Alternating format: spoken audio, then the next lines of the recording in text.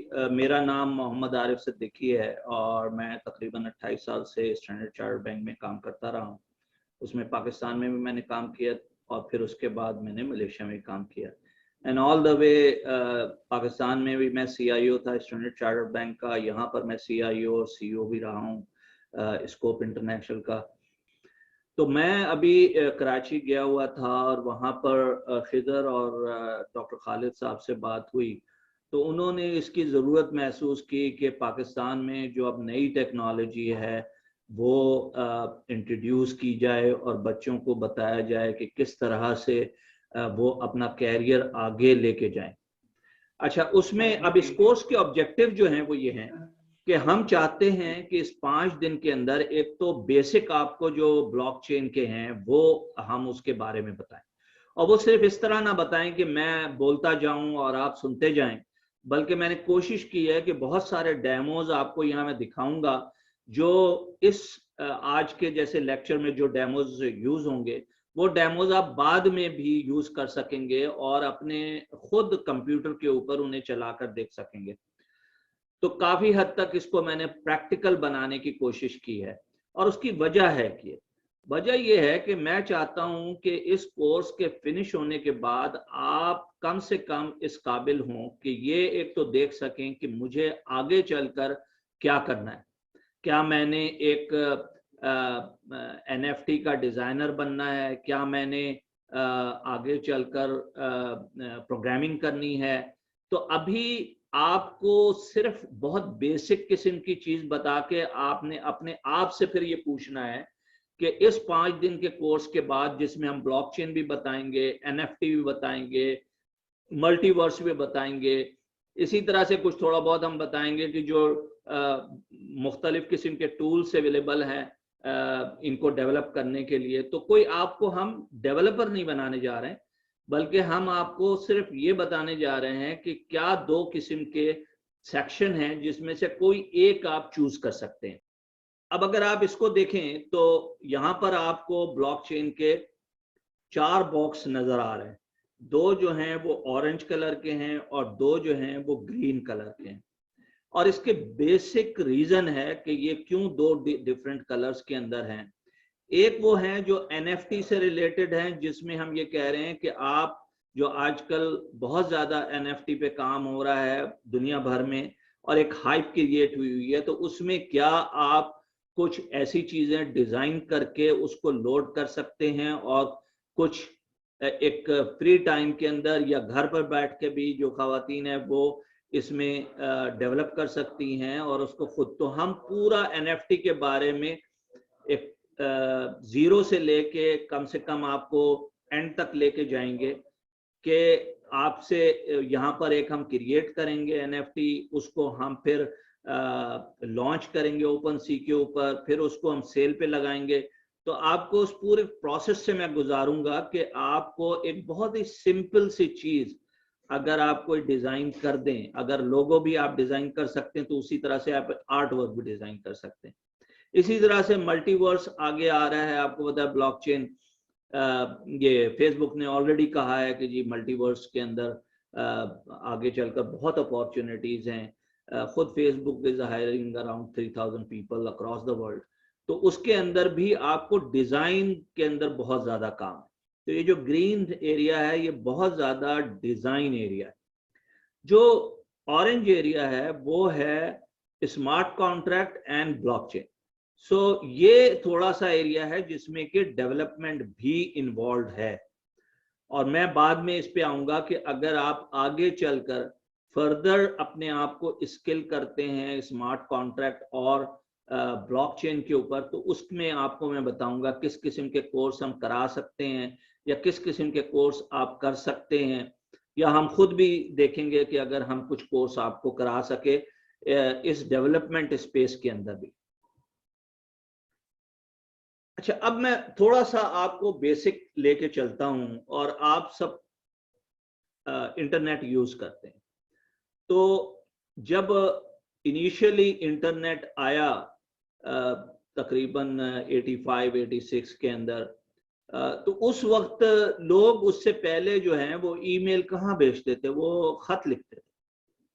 और वो जमाना था जब एक वो डाकिया जो है वो एक टेलीग्राम सा लेकर आता था घर के ऊपर, अगर कोई इमरजेंसी कहीं किसी की डेथ हो जाए तो वो इस तरह पता चलता था। तो वेब 1.0 जो आया तो वो बेसिकली एक इंटरनेट स्टार्ट हुआ, जिसके अंदर हमने ईमेल भेजने शुरू किए, उसके अंदर हमने तस्वीरें एक दूसरे को भेजनी शुरू की, उसके अंदर हमने डॉक्यूमेंट एक दूसरे को भेजने शुरू किए, उसके ऊपर नई नई टूल्स आने शुरू हो गए। मसलन सबसे पहले जो है वो याहू आया, याहू ने अपना एक ईमेल का सिस्टम डिजाइन रखा और ये प्रोग्रेस होनी शुरू हो गई। अब जो हम आज जिसके ऊपर हैं वो है वेब 2.0। और वो क्या हुआ कि फिर हम उस स्पेस से निकलकर कि जो HTML और ईमेल और डॉक्यूमेंट फॉरवर्डिंग का था, उससे निकलकर हम आ गए फेसबुक के ऊपर, हम आ गए इंस्टाग्राम के ऊपर, हम आ गए टिकटॉक के ऊपर, हम आ गए गेमिंग के ऊपर। तो जो वेब 2.0 है ये आज का दौर है, यानी ये वो दौर है जो आज के दौर के अंदर हम इस वक्त 2.0 के अंदर हैं। और जितने भी चीजें आप आजकल कर रहे हैं वो सारी की सारी वेब 2.0 के अंदर है। अब जो वेब 3.0 आ रहा है वो क्या है, तो उसके अंदर अगर मैं आपको सिंपली बताऊं तो ये एक 3D वेब होगा। 3D वेब का मतलब ये है कि मेरा नाम फेसबुक पे नहीं होगा, बल्कि मेरा एक एविटार होगा जो कि मैं फेसबुक पे अपना रखूंगा। और आपने सुना होगा कि फेसबुक के जो CEO हैं उन्होंने कहा कि अब जो फेसबुक का नाम है वो मेटा होगा। तो ये मेटावर्स की कहानी है कि जी अब हर चीज 3D के अंदर होगी, 2D से बढ़कर। और आगे चलकर हम इसीलिए हम कह रहे हैं कि ब्लॉकचेन की अहमियत बहुत ज्यादा आइंदा बढ़ जाएगी। और उसकी वजह यह है कि जब आप इसको 3D पे लेके जाएंगे तो उसी वक्त आप बहुत हद तक इसको डिसेंट्रलाइज भी करेंगे। अभी तक अगर आप देखें कि चाहे आप फेसबुक ले लें, गूगल ले लें या माइक्रोसॉफ्ट ले लें, ये सब सेंट्रलाइज है, या बैंक ले लें, ये सारे के सारे सेंट्रलाइज वे में काम करते हैं। और ये सेंट्रलाइज कब शुरू हुआ? आज से 200 साल पहले, 300 साल पहले, जब ये सारा सिलसिला ऑर्गेनाइजेशन का स्टार्ट हुआ, यानी कंपनी स्टार्ट हुई और ब्रिटिश गवर्नमेंट आई यहाँ इस एरिया में, तो उनकी जो एक कंपनी थी, उस कंपनी ने सबसे पहले यहाँ आकर मुख्तलिफ कंपनीज बनानी शुरू की, उसमें बैंक भी बनाए, उसमें और इदारे भी बनाए।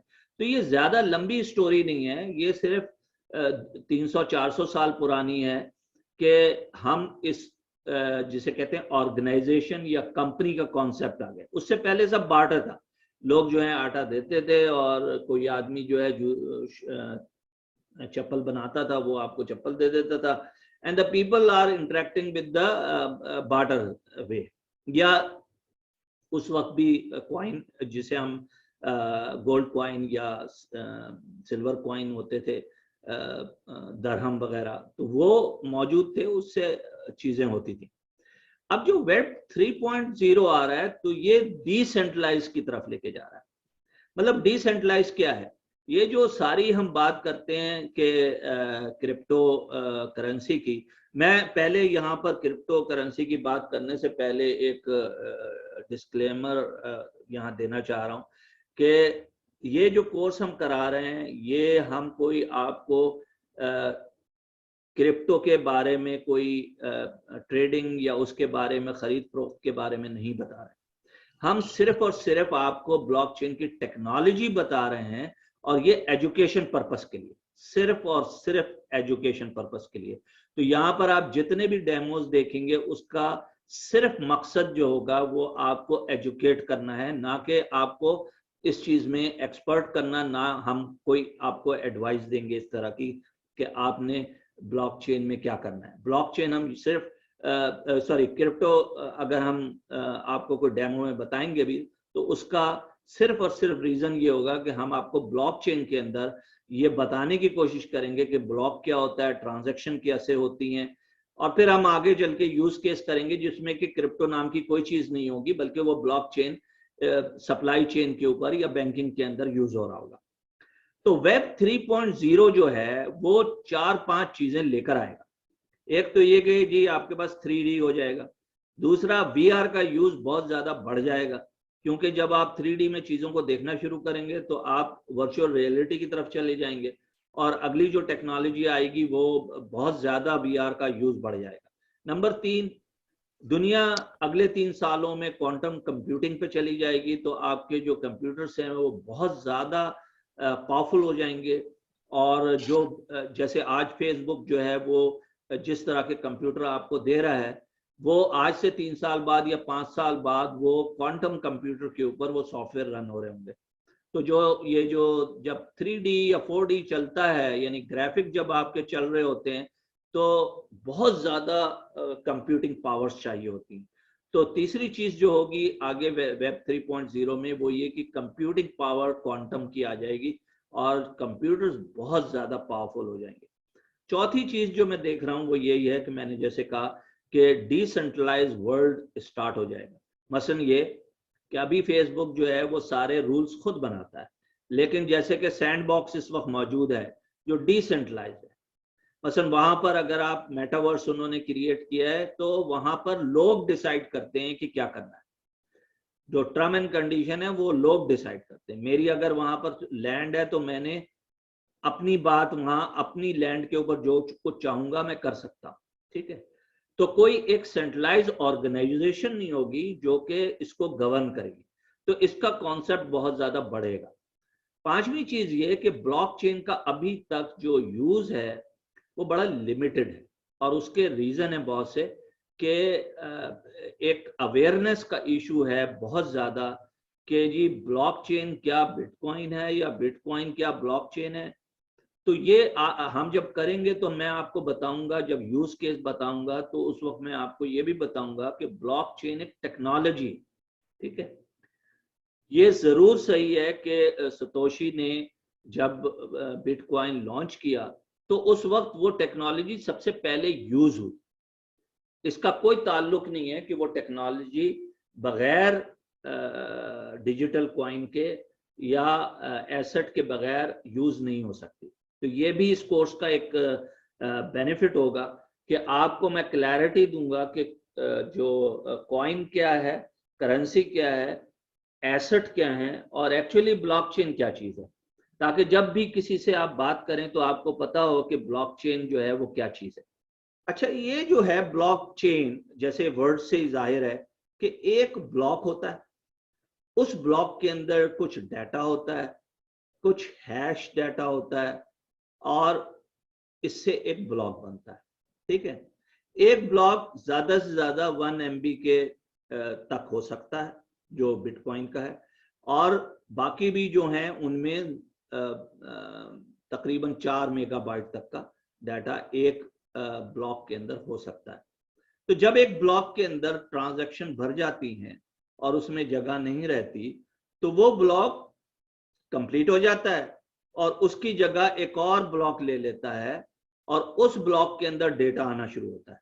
और ये दोनों एक दूसरे से चेन कैसे होते हैं या एक दूसरे से लिंक कैसे होते हैं, ये मैं आपको अभी डेमो के थ्रू बताऊंगा कि ये किस तरह से लिंक होते हैं। पहले आप ये समझ लीजिए कि ये जो ब्लॉकचेन जनरेट होता है अभी, इसके दो तरीके हैं, एक है माइनिंग और एक है मिंटिंग। मिंटिंग क्या है कि जैसे आपके रिपल ने ये किया कि तकरीबन मिलियंस ऑफ कॉइन्स उसने मिंट किए, उसके हैश जनरेट किए, यानी उनके एड्रेस जनरेट किए उन ब्लॉक्स के कॉइन्स के, और वो उसने अपने पास रख लिए और फिर उसको वो सेल करना शुरू किया उसने, यानी लोगों ने उसको उसके बाद लेना शुरू कर दिया। तो ये इसे हम कहते हैं कि मिंटिंग। अब हम NFT पे भी जब हम जाएंगे तो हम ये देखेंगे कि क्या होता है जब हम मिंट करते हैं किसी NFT को, ठीक है। तो मिंट का मतलब ये है कि ये कोई हमने मैथमेटिकल प्रॉब्लम सॉल्व करके हमने माइनिंग नहीं की है, बल्कि ये हमने जनरेट किया इसका एक एड्रेस, और वो ब्लॉक जो है वो हमने क्रिएट किया।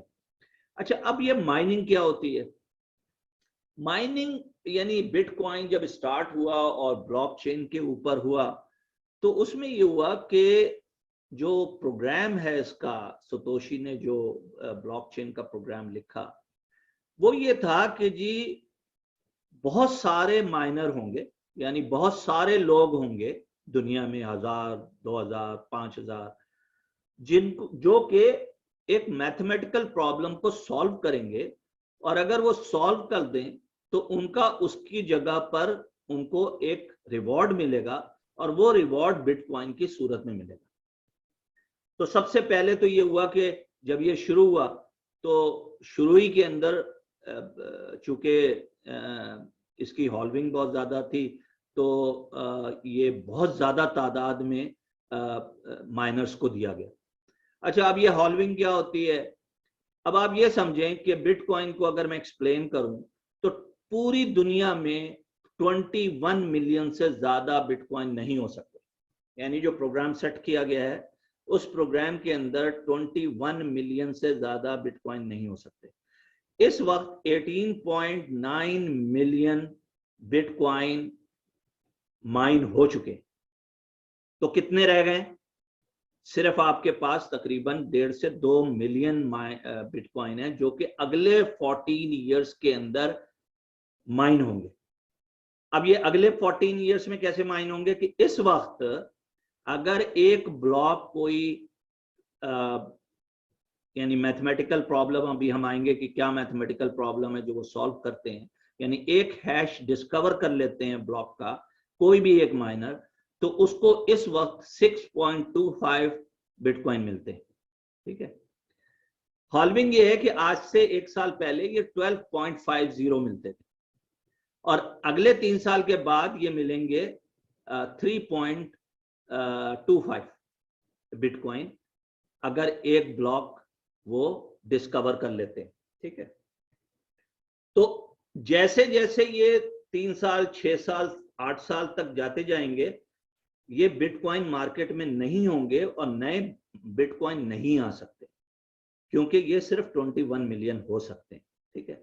तो ये मैं थोड़ा सा फर्क बताना चाह रहा था। अच्छा, हॉल्विंग पे एक और भी बात मैं बता दूं कि ये हर 4 साल बाद हाफ हो जाता है, यानी उनको जो रिवार्ड मिलता है वो 50% हो जाता है। ठीक है। और जब हम इथेरियम की बात करते हैं तो इथेरियम में वो ये करते हैं कि बंद कर देते हैं। तो हम इस पर डिस्कस करेंगे। मैं जरा इसको आसान रखना चाह रहा हूँ कि इस वक्त के इस चीज को आप ज्यादा डीप ना जाएं। जब हम डेमो करेंगे तो आपको जरा ज्यादा आसानी से समझ में आएगा कि ये चीजें क्या है। जी, ये आपको डेमो नजर आ रहा होगा स्क्रीन के ऊपर। इसको कहते हैं SHA-256 हैश। ये एक हैश कोड है और तमाम की तमाम ब्लॉकचेन इसी हैश के ऊपर बेस करता है। मसलन ये कि अभी मैं यहां पर आप देखें, जब अपना नाम लिखूंगा तो हर कैरेक्टर पे ये जो नीचे आप देख रहे हैं हैश का एक कोड, ये हैश कोड जो है ये चेंज होता जाएगा। मसलन मैंने ए लिखा, आप देखें नीचे चेंज हो गया। मैंने आर लिखा, फिर चेंज हो गया। आई लिखा, फिर चेंज हो गया। एफ लिखा, फिर चेंज हो गया।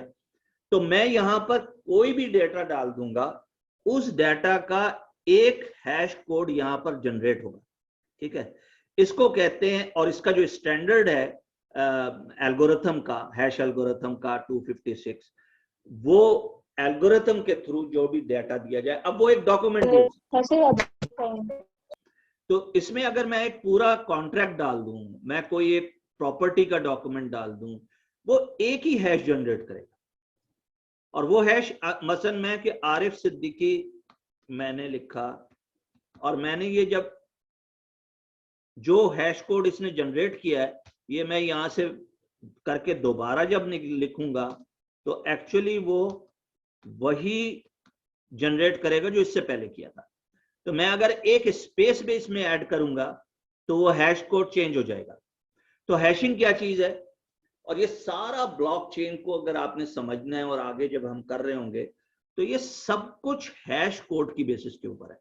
यानी अगर मेरा कोई एड्रेस है, मैंने में कोई वॉलेट लिया हुआ है, मैंने कोई ब्लॉकचेन में ब्लॉक बनाया है, हर चीज का एक हैश कोड होगा। ठीक है।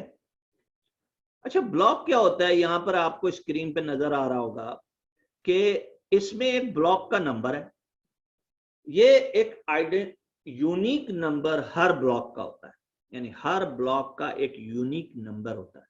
इसी तरह न्यूसेंस, ये भी एक यूनिक नंबर हर ब्लॉक का होता है, ठीक है। और इसी तरह आप नीचे देखें तो एक हैश कोड, जैसे शुरू में हम देख रहे थे हैश कोड, इस तरह से एक हैश कोड भी नीचे आ रहा है जो कि इस डाटा का।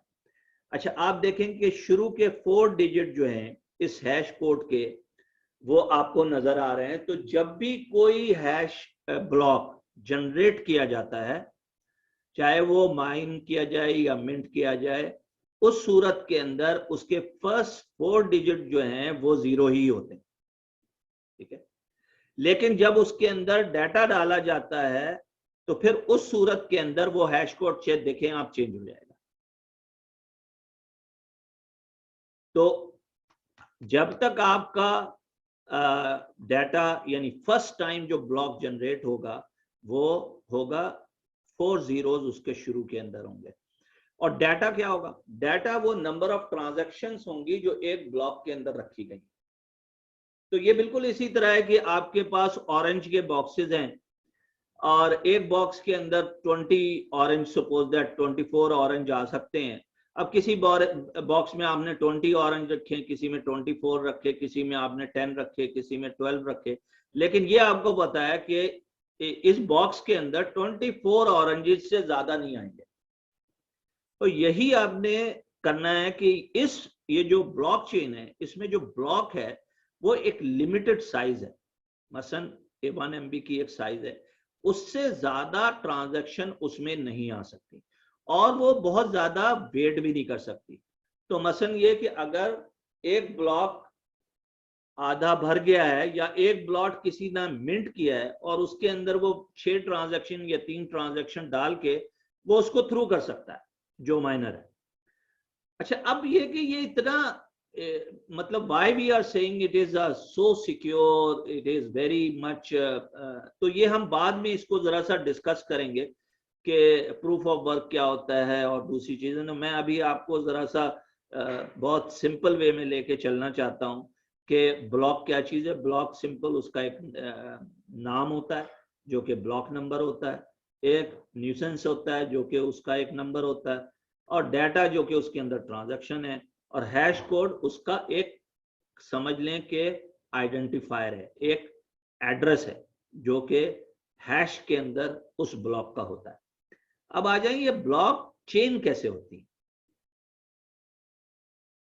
अच्छा, ब्लॉक चेन ऐसे होती हैं कि जब हम ये कहते हैं कि जी एक ब्लॉक है, उसके अंदर डेटा है, तो सबसे पहला जो ब्लॉक जनरेट हुआ वो 00 था, यानी उसको हम कहते हैं कि जो ब्लॉकचेन या फर्स्ट जब स्टार्ट हुआ तो जो पहला ब्लॉक जनरेट हुआ था वो 000 था, और जो उसके नीचे आप हैश कोड देख रहे हैं वो इस ब्लॉक का हैश कोड है।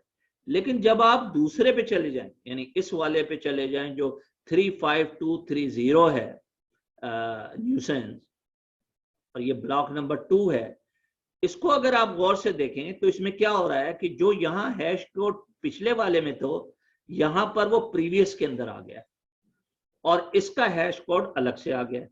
तो इसका मतलब ये है कि हर ब्लॉक का जो हैश कोड का नाम था वो नाम अगले ब्लॉक के अंदर मौजूद होता है as a previous hash code, और उसका अपना भी एक हैश कोड होता है। तो इसको हम कहते हैं कि ये 2 ब्लॉक चेन हो गए। ये जो ब्लॉक चेन का वर्ड यूज होता है ये इसी तरह से होता है कि 2 ब्लॉक अब चेन हो गए। और इसी तरह से जब आप तीसरे के ऊपर जाएंगे, चौथे के ऊपर जाएंगे, तो यही होगा कि जो उससे पिछले वाला ब्लॉक है उसका प्रीवियस जो हैश कोड है वो आएगा, और जो इसका हैश कोड है वो भी उसमें होगा। अब मैं बाद में डिटेल में वैसे तो बताऊंगा, लेकिन अभी मैं वैसे ही आपको बता रहा हूं कि अगर बीच में एक ब्लॉक जो चेन के अंदर है, आप इसको बिल्कुल चेन ले लें जो कि आपकी नॉर्मल जंजीर जिसे हम कहते हैं, अगर बीच में से एक ब्लॉक को कोई जाके चेंज करेगा तो आप यहां देखें कि अगर मैं इस डाटा के अंदर कुछ भी चेंज करूंगा तो इसका जो हैश कोड है वो चेंज हो गया। जब ये हैश कोड चेंज हो गया तो अगले जितने भी ब्लॉक्स हैं वो सब करप्ट हो जाएंगे।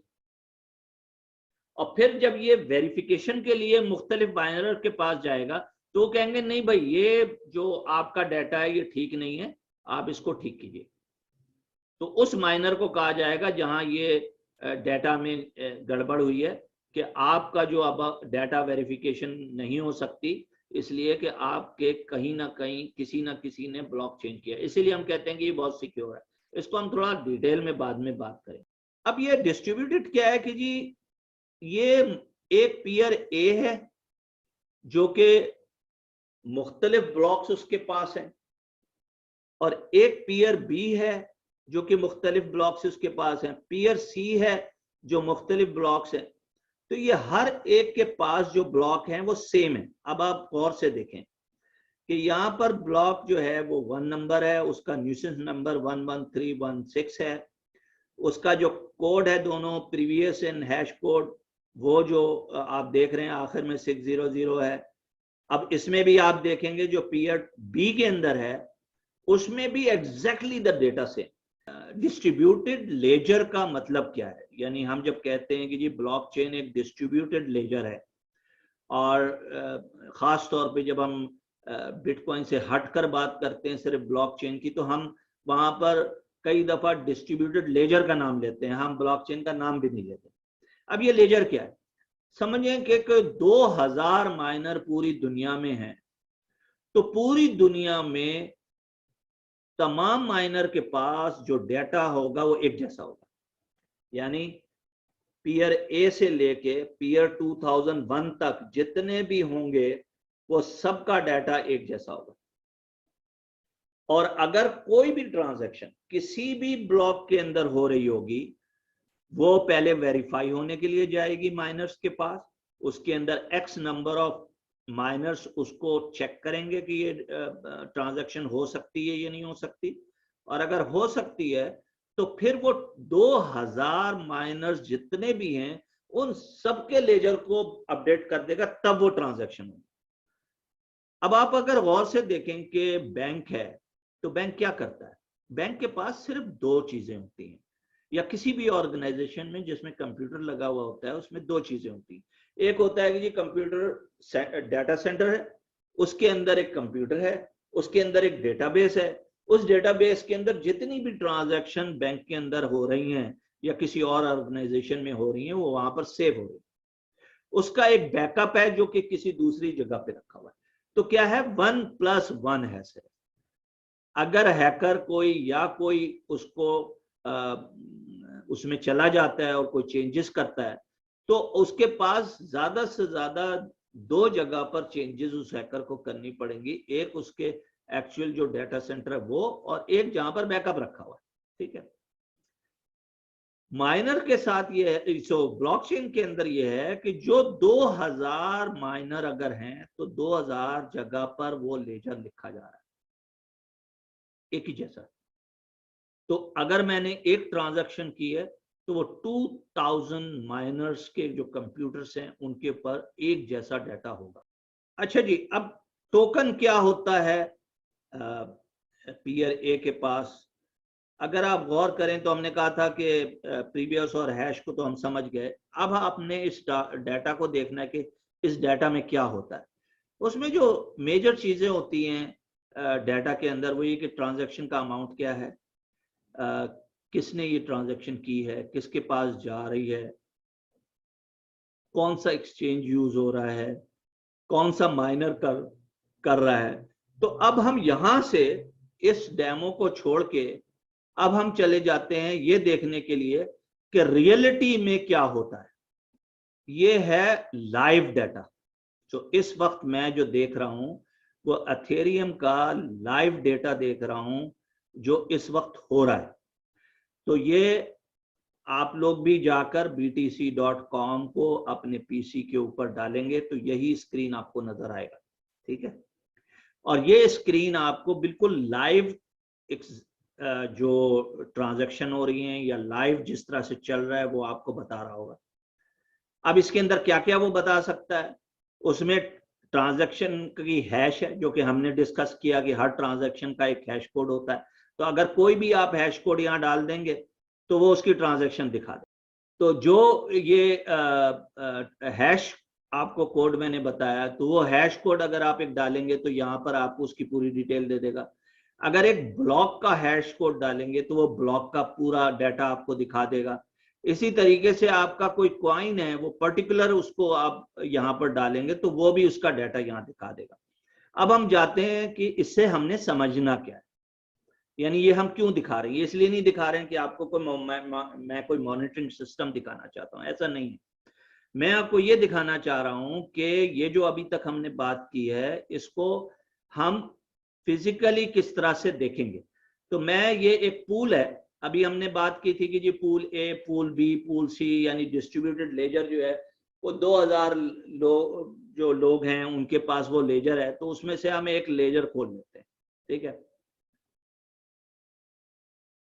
अब ये हमारे पास ये लेजर आ गया और इस लेजर के अंदर it is a quite large ledger Ethereum का।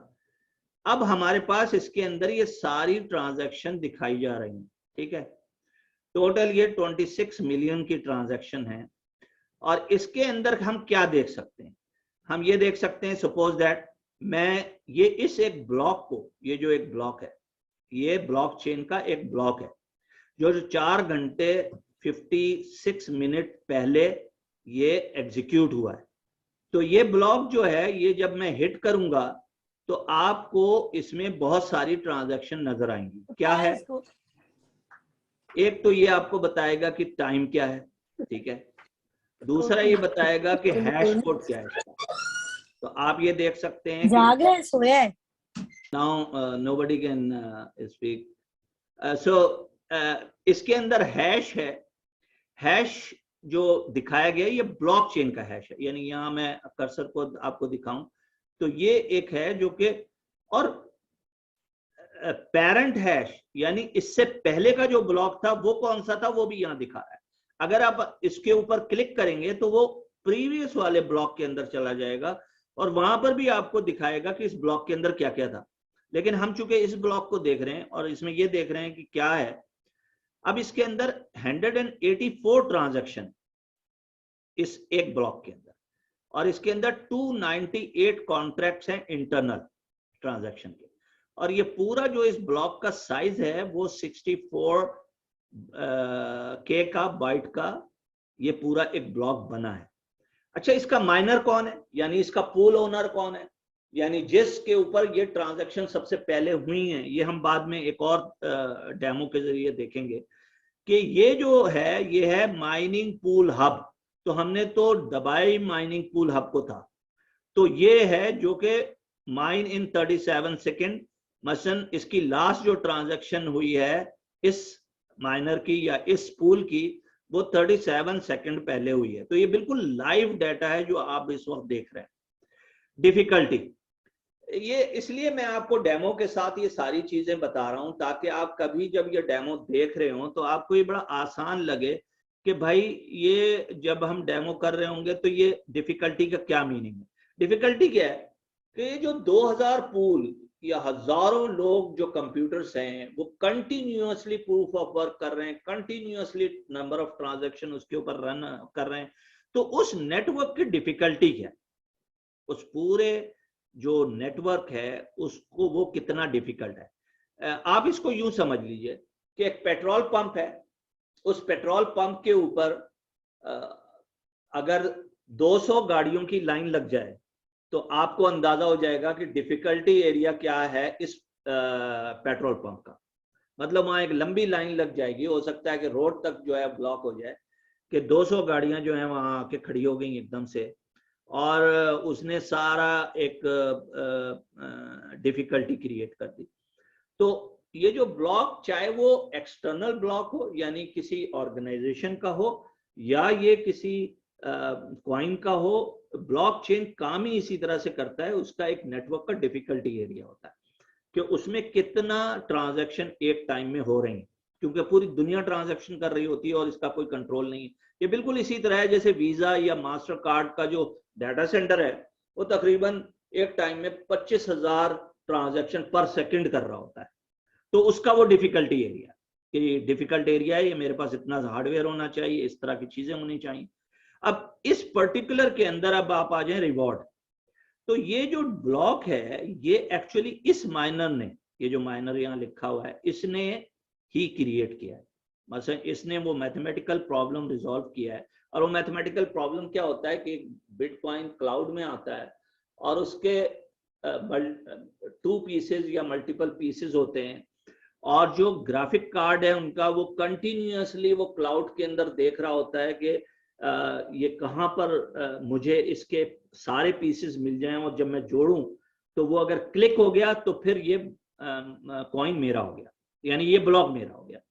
तो उस ब्लॉक को जब इसने लिया तो ये रिवॉर्ड उसे मिला है, यानी इतने इथेरियम उसको एज ए अवार्ड मिला है कि भाई ये आपने चूंकि माइन किया है तो आपको $5,643 बनते हैं उस वक्त की इथेरियम के पैसे के हिसाब से। अब इसमें ट्रांजैक्शन फी भी है कि हमने यहाँ देखा था कि 184 ट्रांजैक्शन हुई है, तो 184 के अंदर उसने 1.13 इथेरियम जो है चार्ज भी किए उन लोगों से जिन्होंने ट्रांजैक्शन किए। तो $3,000 के करीब उसने चार्ज किया है, जो कि माइनर है। और हम आगे आके आपसे बात करेंगे कि ये गैस फी क्या कहलाती है, और ये जो गैस फी है ये ट्रांजैक्शन फी कैसे बनती है। ठीक है, अब आ जाए बर्न फी। अच्छा, बर्न फी क्या है? देखिए, इथेरियम ये कर रहा है कि रेगुलर बेसिस के ऊपर कुछ कॉइन जो है या कुछ पोर्शन जो है वो बर्न कर देता है ताकि बहुत ज्यादा अवेलेबिलिटी ना हो जाए। मसलन इस वक्त जो है वो अवेलेबिलिटी चूंकि बहुत ज्यादा है, तो वो क्या करते हैं कि इसको बर्न कर देते हैं। मसलन वो किसी को भी नहीं मिलता और उसको हम कहते हैं कि ये बर्न हो गया है इस वक्त, और इससे जो सप्लाई है उसको वो कंट्रोल करते हैं। गैस लिमिट इस वक्त 30 मिलियन की यहाँ पर है। गैस यूज्ड इसने 10 मिलियन की है, जो कि 35.13% ऑफ द एक्चुअल डिफिकल्टी है, और एवरेज गैस जो है 107 GWEI है। अच्छा, ये गैस भी होती क्या है, ये भी बहुत इंपॉर्टेंट है आपको। चूंकि ये मैं सारा जो डेमो दिखा रहा हूँ ये इसलिए नहीं दिखा रहा हूँ कि आपको डेमो देखना है, इसके साइड में जो ये चीजें लिखी हुई हैं इनको बताने की कोशिश कर रहा हूँ कि ये है क्या। और ये गैस फी बहुत इंपॉर्टेंट है जब आप NFT करने जा रहे होंगे अपना सेल करने के लिए, या कोई और काम कर रहे होंगे, तो गैस फी सबसे इंपॉर्टेंट है। और वो क्या है? हमारे पाकिस्तान में इसको पेट्रोल कहते हैं, अमेरिका और बाकी जगह उसको गैस कहते हैं। ठीक है, तो ये बिल्कुल आप कह लें gas fee is a petrol fee. तो जब 200 लोगों की लाइन लगी हुई होगी पेट्रोल पंप पे, तो वो जो इथेरियम या ब्लॉकचेन या कोई भी ब्लॉकचेन है वो उसकी ट्रांजैक्शन फी को बढ़ा देगा ताकि ज्यादा से ज्यादा लोग अभी हमारे पास ना आए, और ताकि हम इस सिचुएशन को हैंडल कर सकें, नंबर ऑफ ट्रांजैक्शन को। तो जितना ज्यादा लोड होगा ट्रांजैक्शन का उतनी ज्यादा आपको पैसे देने पड़ेंगे ट्रांजैक्शन के। तो आगे चलकर हम जब ट्रांजैक्शन देखेंगे तो आपको मैं दिखाऊंगा कि पर ट्रांजैक्शन किसने कितना पे किया है। ठीक है, न्यूसेंस मैंने आपको दिखाया था, तो वो एक नंबर है जो कि यहाँ जनरेट होता है वहां पर कि भाई हर ब्लॉक का एक बिल्कुल डिफरेंट नंबर जनरेट होता है। ठीक है, और वो यहाँ पर आप देख रहे हैं। ठीक है, अब हम आ जाते हैं कि जी ये ट्रांजैक्शन जो है वो क्या थी। सॉरी, ये फ्रॉम टू हैश। ये देखें, ये है डाटा, जो इनपुट डाटा और आउटपुट डाटा इसके अंदर है। ये आपको इस तरह से नजर आता है वहां पर, और इसमें आपको यहाँ पर ये भी पता चलेगा कि जी गैस लिमिट क्या थी उसकी ट्रांजैक्शन की, उसने गैस प्राइस क्या पे किए। ठीक है, वो भी आएगी। अब मैं वापस चला जाता हूं बिल्कुल शुरू में। ठीक है, और यहां पर मैं ये करता हूं कि ब्लॉकचेन के बजाय मैं ट्रांजैक्शन हैश डालता हूं। ठीक है, तो आपको क्या चीज नजर आएगी हमें ट्रांजैक्शन नजर आएगी कि ये ट्रांजैक्शन क्या थी। ठीक है, तो आप यहाँ से ट्रांजैक्शन देख सकते हैं कि ये ट्रांजैक्शन की वैल्यू क्या थी। इस पर्टिकुलर ट्रांजैक्शन $270 की थी। इसमें उसने जो फी पे की है वो $6 और $6.15 इस ट्रांजैक्शन की फी पे की है उसने, जिस आदमी ने भी ये ट्रांजैक्शन की है। बताने का मकसद ये है कि आपको ये सब तीन चीजें बड़ी क्लियर आपको समझ में आएंगी। अब एक ब्लॉक है, उस ब्लॉक के अंदर नंबर ऑफ ट्रांजैक्शंस होती हैं, हर ब्लॉक के आगे एक और नया ब्लॉक लगता है, फिर वो ट्रांजैक्शन जो है उसका जब ये ब्लॉक फिल हो जाता है तो नया ब्लॉक में ट्रांजैक्शन जानी शुरू हो जाती हैं, और ये ब्लॉक जो है तमाम जो पीयर्स हैं, जो माइनर्स हैं, उन पे अपडेट हो जाता है। तो चले अब हम ये भी देख लेते हैं जरा सा, एक मैं आपको डेमो दिखाता हूं कि हम ये भी देखें कि ये किस तरह से काम करता है। अब ये बड़ा एक इंटरेस्टिंग सी चीज आपके सामने नजर आ रही है। There are number of balls moving here and there actually.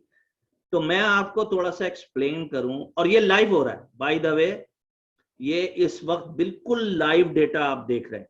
ठीक है, आपको यहां पर नजर आएगा कि कितने सेकंड। तो ये क्या चीज है, ये जो ब्लू के अंदर है, ये हम इथेरियम देख रहे हैं इस वक्त। तो ये जो ब्लू के अंदर है ये इथेरियम का ब्लॉक है, और ये जो ट्रांजैक्शंस हैं, ये जो यहाँ पर लोगों की तस्वीरें आ रही हैं, ये ट्रांजैक्शन है। तो जैसे ही ये ट्रांजैक्शन इसमें भर जाती हैं, मसलन ये देखें ये भरी और ये ब्लॉक चला गया, क्या हुआ कि एक ब्लॉक के अंदर सारी ट्रांजैक्शन जब फिल हो गई तो वो ब्लॉक फौरी तौर पर अपडेट हो गया तमाम लेजर्स के ऊपर। ठीक है, डिस्ट्रीब्यूटेड लेजर्स के ऊपर। और फिर जो नीचे से ब्लॉक आया उसके अंदर फिर उसने ट्रांजैक्शन डालनी शुरू कर दी, और जब वो भर गया तो नेक्स्ट आ गया। अब इस वक्त तकरीबन 3 सेकंड के अंदर एक ब्लॉक इथेरियम का जो है नो नंबर ऑफ ट्रांजैक्शन से भर रहा है। अब हम जरा ये देख लेते हैं कि ये जो ब्लॉक है ये है क्या। अब ये देखें 14 सेकंड में ये ब्लॉक हुआ है, और लोड इस वक्त 89% इसका था, और GUI बेस जो है वो 93% थी। मसलन GUI यानी गैस जो यूज हुई है, वो गैस इस वक्त आपके 29 या 30 मिलियन की है, जो कि फुल है यानी हाईएस्ट है। तो इसका मतलब है कि लोग बहुत ज्यादा ट्रांजैक्शन कर रहे हैं। और इसी तरीके से आप नीचे जाएं तो नंबर ऑफ ट्रांजैक्शन नजर आ रही हैं कि इस ब्लॉक के अंदर जो कि 1412744 है ब्लॉक नंबर, इसके अंदर 330 जो ट्रांजैक्शन है वो हुई है। अब मैं कोई भी एक यहां से दबा देता हूं, ये क्या है, ये वो एक आदमी है जो ट्रांजैक्शन कर रहा है, उसका हैश कोड ये है, उस पर्टिकुलर आदमी का हैश कोड ये है। उसका जो गैस प्राइस है वो उसकी इस वक्त बहुत लो है, उसने जो गैस लिमिट दी है वो बहुत, इसका मतलब ये है कि इसकी जो फी होगी वो बहुत कम होगी, और अभी ये उसमें गया नहीं है। तो waiting for transaction with lower account nuisance. Now this is very important. मसलन अब जब हम NFT करने जाएंगे तो क्या होगा, अगर आप फौरन के फौरन ट्रांजैक्शन करना चाहते हैं तो फिर आपको ज्यादा गैस फी पे करनी पड़ेगी। मैं कहता हूँ जी विद इन 2-3 सेकंड मेरी ट्रांजैक्शन हो जाए, तो मैं क्या करूंगा कि जो 30,000 की गैस की वो है उसकी बेसिस के ऊपर मैं कहूँगा ठीक है, और जो भी वो चार्ज करेगा $10, $15, $20, वो मैं उसको देने पड़ेंगे। अच्छा, मैं एक ट्रिक यूज करता हूँ, मैं कहता हूँ कि नहीं जी, मैं जाकर उसमें गैस फी देखता हूँ और जाके मैं कहता हूँ नहीं जी मुझे तो कोई जल्दी नहीं है इसकी, मेरे पास पैसे बेशक 5 मिनट बाद आ जाएं या 10 मिनट बाद आ जाएं, लेकिन मुझे गैस फी बहुत थोड़ी देनी, मैं कोई $30 या $40 फी नहीं दे सकता, मैं तो $5 या $10 दूंगा, और उसके लिए फिर क्या मैं करूंगा कि जाकर मैं अपना वेटिंग एरिया चेंज कर दूंगा। ठीक है, तो ये जो है ट्रांजैक्शन वेट हो रही है इस वक्त कि वो यहाँ पर लाइन में लगा हुआ है और ये इस ब्लॉक में नहीं जाएगा। इसमें कौन जाएगा कि जिन्होंने ज्यादा फी पे की है, तो जिन्होंने ज्यादा पैसे पे किए उनको वो ब्लॉक पहले लेगा, और जिन्होंने कम पैसे दे रहे हैं उनको वो ब्लॉक बाद में देगा। हाँ, ये सही है कि अगर पहले ही ब्लॉक के अंदर सारे लोग ट्रांजैक्शन नहीं है तो वो क्या करेगा कि उसी ब्लॉक के अंदर इसको भी ले जाएगा। तो यहां पर आप देख रहे हैं कि ये सारे लोग क्या हैं, ये लोग हैं, यानी ये ट्रांजैक्शंस हैं, और हमने एक ट्रांजैक्शन यहाँ पर देखी है। अब हम एक और देख लेते हैं। ये ट्रांजैक्शन भी वेटिंग में है, और ये ट्रांजैक्शन इस वक्त है, ये है मेटामास्क की। तो हम मेटामास्क बड़े आइंदा चल के पढ़ेंगे, ये बहुत इंपॉर्टेंट चीज है कि मेटामास्क के लिए किस तरह से आप अपनी NFTs को डालते हैं। अब हम एक ले लेते हैं कोई भी पीयर, ठीक है। तो हम एक इस पीयर को उठा लेते हैं। ये कौन है? ये एक पीयर है जो ट्रांजैक्शन कर रहा है। ये एक्सचेंज भी हो सकता है, ये नॉर्मली दीज आर एक्चुअली वो लोग जो कि जैसे ये ओपन सी है। तो इस वक्त आप ग्रीन में जो देख रहे हैं वो ट्रांजैक्शन हो गई है, और जो बल्ब आप देख रहे हैं वो क्या है, वो वेटिंग में। आप ये देख रहे हैं कि जो ये यस आ रहा है, ये ट्रांजैक्शन ओपन सी के ऊपर हो रही है, और जो वेट आ रहा है वो थोड़ी वेट के अंदर है, ठीक है। तो ये हमने एक ओपन सी का देखा, इसी तरह हम किसी का भी देख सकते हैं। मतलब यहाँ पर जितने भी पीयर हैं, किसी की भी हम उठाकर ये देख सकते हैं कि क्या है। इस वक्त मैं ऊपर देख रहा था कि एवरेज जो गैस फी है वो कोई $8 के करीब पड़ रही है, और 22 सेकंड पहले पिछला जो ब्लॉक है वो मेंट हुआ है। अब आ जाए जरा सा बिटकॉइन के ऊपर। अब आप देखें बिटकॉइन का जो ब्लॉक है, it is taking much longer than actually suppose to, ठीक है। और इसकी जो यहां मैं दबा दूं, अब आप देखें 9 मिनट लगे हैं एक ब्लॉक को होने में।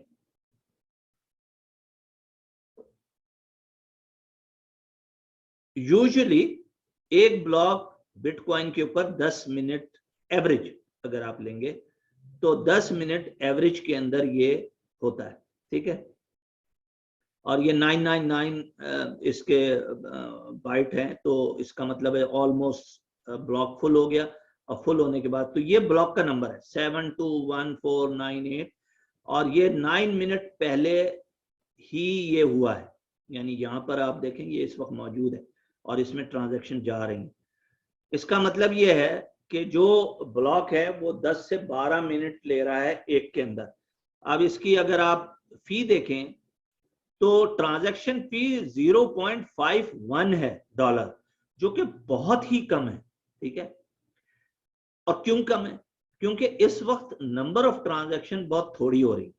तो चूंकि नंबर ऑफ ट्रांजैक्शन बहुत थोड़ी हो रही है, इसलिए इसकी जो फी है, तो बहुत सारे लोग इंतजार करते हैं कि अगर फी कम होगी तो फिर हम अपनी ट्रांजैक्शन करेंगे, ठीक है। यहां पर हम प्रेस करेंगे तो आपको तो ये थी मैं बता चुका। अब आप आ जाएं कि मैं कोई एक ट्रांजैक्शन ले लूं। मैंने ये एक ट्रांजैक्शन ली और आपको मैं दिखा रहा हूं कि ट्रांजैक्शन क्या है। 1 ये तो इसकी साइज है, ये इसका हैश है, ये इसका स्टेटस है। Waiting for the line means ये अभी ब्लॉक में जाने के लिए वेट कर रहा है। तो ये आपको एक बहुत अच्छा एक डेमो मिला है जिसमें आप ये देख सकते हैं कि किस तरह से ब्लॉक है, किस तरह से ट्रांजैक्शन जो है उन ब्लॉक्स में जाती हैं।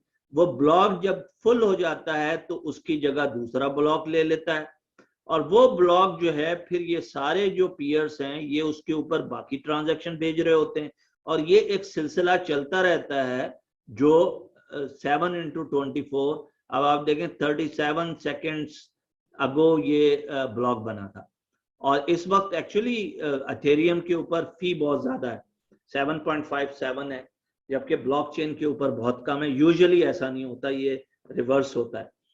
अब आ जाए, आपको मैं एक और चीज दिखाता हूं, और वो ये है कि इंटरेस्टिंग, ये आपको कुछ नजर आ रहा है कि ये क्या रिप्रेजेंटेशन है? ये ग्राफिकल डिस्क्रिप्शन प्रेजेंटेशन है ब्लॉक्स की।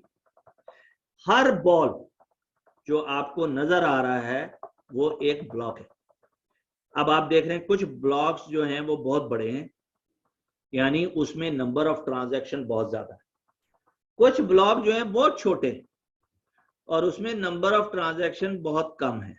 ठीक है, अब हम ये करते हैं कि कोई सा एक ब्लॉक उठा लेते हैं। ये हमने उठाया, यहां पर हमें क्या नजर आया कि ट्रांजैक्शन क्या थी, ये ट्रांजैक्शन है, वैल्यू ऑफ जो इसकी ट्रांजैक्शन वैल्यू है ये 2.6 है। फी जो उसने दी है वो देखें बहुत कम, इस वक्त मैंने पहले आपको दिखाया था कि यहाँ पर फी जो है 0.0019 है। मतलब कोई भी अपना जो कॉइन है इस वक्त बिटकॉइन, ना वो बेचना चाहता है ना कोई खरीदना चाहता है, तो basically very less number of transactions are happening at this point of time. तो आप ये देख सकते हैं कि so again I started it, so you can start seeing that how the transactions are happening. यहाँ देखिए मैंने इस प्रेजेंटेशन में डेमो ब्लॉकचेन मेंशन किया हुआ है, फिर मैंने ये 4 वो दिए हैं demos, btc.com, txstreet.com, billfodl.com/pages/bitblockers and blockwisb.it। ये मैंने आपको नहीं दिखाया है अभी, जो कि मैं कोशिश कर रहा था कि मैं दिखा दूं आपको। तो ये क्या करता है कि जो पिछला वाला है ये आप खुद देख लीजिएगा, ये वर्ल्ड वाइड आपको दिखाता है कि इस वक्त जो ट्रांजैक्शन हो रही है वो किन कंट्रीज में हो रही है। मतलब जो अभी आपने बड़ी ब्लॉक्स देखे थे कि ब्लॉक्स मूव हो रहे हैं इधर से उधर, तो वो आपको ये दिखाता है कि किन लोकेशंस के ऊपर ये हो रहा है। तो जैसे पाकिस्तान में क्या जी बिटकॉइन की ट्रांजैक्शन पाकिस्तान में हो रही है, नहीं हो रही है, तो इसके थ्रू कोई भी देख सकता है कि हो रही है नहीं हो रही। हाँ ये सही है कि जो कर रहा है ट्रांजैक्शन उसका जो नाम है या जो उसका आइडेंटिफायर है वो हैश के अंदर है, वो कोई मोहम्मद आरिफ सिद्दीकी नहीं लिखा हुआ आता वहां पर हैश कोड के अंदर। तो जितनी भी चीजें होती हैं वो हैश कोड के अंदर ही हो रही होती है। ठीक है, अब हम थोड़ा सा कवर कर लेते हैं। मेरा ख्याल है कि स्मार्ट कॉन्ट्रैक्ट हम कल करेंगे, सिर्फ हम थोड़ा सा ये कर लेते हैं कि जो टोकन है वो क्या चीज है, वो किसके ऊपर, उसका स्टैंडर्ड क्या है, ये सिर्फ आपकी एक तरह से इंफॉर्मेशन है। इसको आप अगर जहन में रख लें तो बहुत अच्छी बात है। एक है ERC-20। ERC-20 जो है वो इथेरियम रिक्वेस्ट फॉर कमेंट्स है। जितने भी टोकन इशू होते हैं वो ज्यादातर ERC-20 की बेसिस के ऊपर होते हैं, और वो एक स्टैंडर्ड है जो इथेरियम का है, उसमें blueprint of creating fungible token. अच्छा, अब ये आ जाए कि फंजिबल टोकन क्या होता है और नॉन फंजिबल क्या हो सकता है। ओके, सो ये जो है ये टोकन फंजिबल और नॉन फंजिबल टोकन क्या होता है। मसलन आप अगर मुझे किसी को 10,000 रुपए देने और मैं हजार के 10 नोट देता हूं, तो इससे क्या फर्क पड़ता है कि जो मैं 10,000 के नोट दे रहा हूं वो कौन सा नोट किस नंबर का है। तो इसको हम कहते हैं फंजिबल। जब कहते हैं हम नॉन फंजिबल, तो उसको जरा सा हम डिस्कस कर लें कि नॉन फंजिबल क्या होता है। वो बहुत इंपॉर्टेंट है, बिकॉज अगर मुझे 1,000 रुपए किसी को देने हैं और मैं ये करूं कि 1000 के नोट की तस्वीर बनाऊं और फिर मैं उसको इंटरनेट के थ्रू, ईमेल के थ्रू 1000 के नोट की तस्वीर भेज दूं, जबकि ओरिजिनल 1000 का नोट मेरे पास है। तो अगर मेरे पास है तो क्या मैं जो 1000 का नोट दूसरे शख्स को भेजूंगा वो क्या यूज में आ सकता है? नहीं आ सकता, क्योंकि मेरे पास जो नोट है उसकी ओनरशिप मेरे पास है। अगर मैं उसको भेज दूंगा किसी भी जरिए से, चाहे मैं ब्लॉकचेन के ही थ्रू भेज दूं या किसी तरह भी भेज दूं, लेकिन वो उस 1000 को यूज नहीं कर सकता। क्यों नहीं कर सकता? क्योंकि वो 1000 मेरे पास है, तो एक ही आदमी 1000 यूज कर सकता है। इसको कहते हैं डबल स्पेंड, यानी डबल स्पेंड नहीं हो सकता। एक चीज 2 दफा सेल नहीं हो सकती। इसी तरह मैं कहता हूं कि जी non fungible token means NFT। तो टोकन जो है अगर नॉन फंजेबल होगा तो वो एक ही दफा में सेल होगा। मसलन ये कि एक आर्ट वर्क है किसी का, वो आर्ट अगर सेल होगा मोनालिसा का, तो वो मोनालिसा ही का सेल होगा। तो ये नहीं हो सकता कि हजारों लोग वहां म्यूजियम में जाते हैं और उसकी तस्वीर खींचें और वो दूसरों को भेज दें, या उसका एनएफटी बनाकर जो है लॉन्च कर दें और कहें मैं ये बेच रहा हूं। ये हो नहीं सकता। तो इसके लिए बहुत इंपॉर्टेंट है कि जो नॉन फंजेबल है टोकन, वो ये होता है कि उसकी एक ओनरशिप होती है। और ये ERC 20 के अंदर और ERC हम 721 को भी देखेंगे, उसके अंदर हम ये बताते हैं कि किस तरह से जो है ये टोकन जो है यूज होते हैं। अब ये 721 को आप देख लें कि नॉन फंजिबल टोकन है, ये ज्यादातर NFT के लिए यूज होता है, ट्रांसफरेबल है। मसलन मैं अपना एक टोकन मैंने डाला NFT और मैं किसी को देना चाह रहा हूं, उसने मुझे पैसे दे रहा है वो, तो ये ट्रांसफरेबल है। मतलब जो कि भी कॉन्ट्रैक्ट हमारे दरमियान उनका होगा वो हम एक कॉन्ट्रैक्ट में साइन कर सकते हैं कि ये ठीक है, ये transferable. No preliminary authorization required. It is between me and this guy. If this guy is buying it, मुझे वो पैसे दे रहा है, मैं उसको दे रहा हूं, तो किसी किस्म की कहीं पर अप्रूवल की जरूरत नहीं। Ownership has to be transferred, mean आज मैं उसका ओनर हूं, कल से वो ओनर होगा। ठीक है। तो जब हम कहते हैं कि जी प्रॉपर्टी ब्लॉकचेन हम करेंगे, तो जब हम प्रॉपर्टी ब्लॉकचेन करते हैं तो अगर एक रजिस्ट्रेशन हो रही है तो वो रजिस्ट्रेशन एक टाइम में एक ही ओनरशिप की हो सकती है।